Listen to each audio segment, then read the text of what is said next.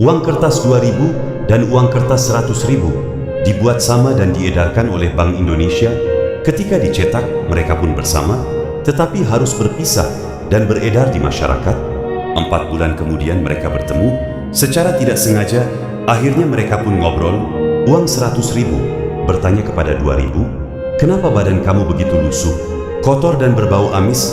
Uang 2.000 menjawab, "Karena begitu aku keluar dari bank, aku dibawa ke tangan orang kalangan bawah, dari buruh pedagang kecil, penjual ikan, tukang parkir, dan di tangan pengemis." Lalu uang 2.000 bertanya balik kepada uang 100.000, "Kenapa kau begitu baru, rapi dan masih bersih?" Uang 100.000 menjawab, "Karena begitu aku keluar dari bank, aku disambut para perempuan cantik, laki-laki berjas dan berdasi, dan beredarnya pun di restoran, perkantoran, supermarket, dan juga hotel, serta keberadaanku selalu dijaga dan jarang keluar dari dompet." Lalu uang 2.000 bertanya lagi, "Pernahkah engkau berada di tempat ibadah?" Uang 100.000 menjawab, "Belum pernah." Uang 2.000 pun berkata lagi, "Ketahuilah, walaupun aku hanya uang 2.000, tetapi aku selalu berada di seluruh tempat ibadah, di tangan anak yatim piatu dan fakir miskin. Bahkan aku bersyukur kepada Tuhan, aku tidak dipandang sebagai sebuah nilai, tetapi sebuah manfaat." Lantas menangislah uang 100.000, karena selama ini merasa besar, merasa hebat, merasa tinggi, akan tetapi tidak begitu bermanfaat untuk kebaikan. Pernahkah kamu sadar bahwa nilai seseorang tidak pernah diukur dari besarnya jabatan, harta, atau kemewahan yang dimiliki, melainkan seberapa besar manfaat yang ia berikan bagi sesama?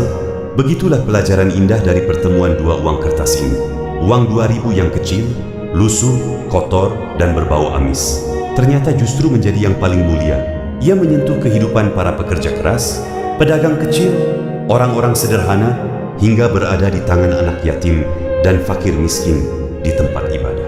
Ia bersyukur karena baginya, ia bukan sekadar angka atau nilai, melainkan sebuah manfaat nyata yang meringankan beban orang lain. Sementara itu, uang 100.000 yang besar, bersih, rapi, dan selalu berada di tempat mewah, ternyata hidupnya hampa. Ia merasa hebat, merasa tinggi, dan merasa berharga. Namun nyatanya ia jarang memberikan kebaikan yang menyentuh hati. Bahkan belum pernah sekalipun menginjakkan kaki di tempat ibadah atau menolong mereka yang membutuhkan. Air matanya jatuh karena ia sadar kemegahan yang tak membawa manfaat, sama saja dengan ketidakberhargaan. Sahabat, jadilah seperti uang 2.000. Tidak perlu besar, tidak perlu mewah, dan tidak perlu dipuji banyak orang. Jadilah pribadi yang bermanfaat, yang kehadirannya membawa kebaikan, pertolongan, dan berkah bagi siapa saja yang bertemu dengan kita. Karena sejatinya, ukuran kebesaran kita di mata Tuhan dan sesama bukan dilihat dari seberapa tinggi kita berdiri, melainkan seberapa jauh kita bisa menolong dan memberi manfaat bagi kehidupan orang lain.